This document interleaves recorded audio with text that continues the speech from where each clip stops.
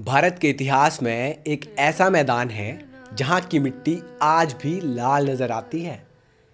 दिल्ली से महज 2 घंटे की दूरी पर बसा पानीपत। ये कोई साधारण शहर नहीं बल्कि साम्राज्यों का वध स्थल है।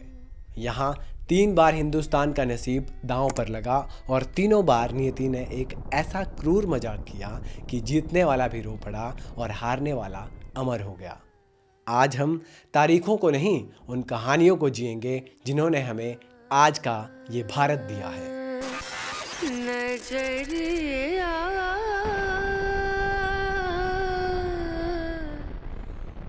कल्पना कीजिए, एक तरफ दिल्ली का सुल्तान इब्राहिम लोदी है जिसके पास हाथियों की ऐसी फौज है जिसे देखकर जमीन कांपती थी।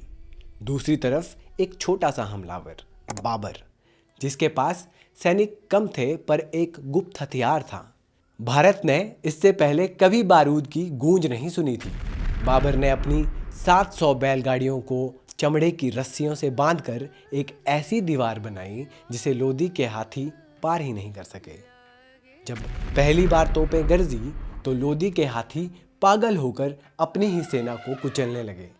मुगल राज अभी जम ही रहा था कि उसे चुनौती दे दी एक हिंदू शेर ने।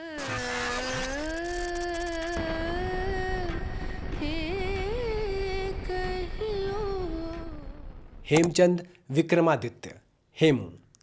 हेमू कोई मामूली राजा नहीं था। उसने लगातार 22 युद्ध जीते थे।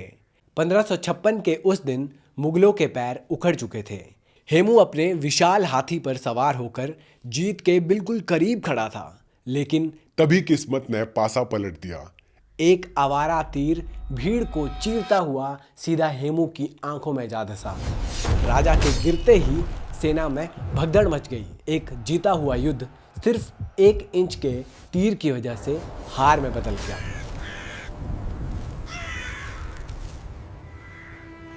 अकबर का शासन बहाल हुआ, पर सवाल आज भी खड़ा है, अगर वो तीर ना लगता तो आज भारत कैसा होता। पानीपत की सबसे दुखद और वीर गाथा। 1761 की वो कड़ाके की ठंड।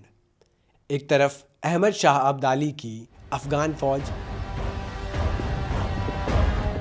और दूसरी तरफ मराठा साम्राज्य का सूरज सदाशिव राव भाऊ।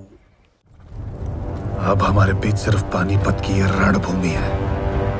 मराठे 2 महीने से पानीपत के घेरे में भूखे थे। रसद खत्म हो चुकी थी, लेकिन स्वाभिमान जिंदा था। 14 जनवरी की सुबह मराठों ने हर हर महादेव के नारे के साथ मौत को गले लगाने का फैसला किया।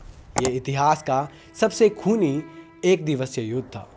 अब्दाली जीता जरूर, पर मराठों के शौर्य ने उसे ऐसा तोड़ा कि उसने दोबारा कभी भारत आने की हिम्मत नहीं की। पुणे में खबर पहुंची कि 2 मोती विलीन हो गए, पर भगवा झुकने से पहले जल उठा। पानीपत का मैदान आज शांत है, पर यहाँ की हवाओं में आज भी बाबर की तोपों का शोर, हेमू की वो चीख और मराठों का वो बलिदान महसूस किया जा सकता है।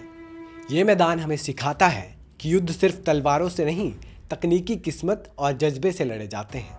अगली बार जब आप यहाँ से गुजरें तो याद रखिएगा कि यहाँ की मिट्टी में किसी वीर का लहू मिला है।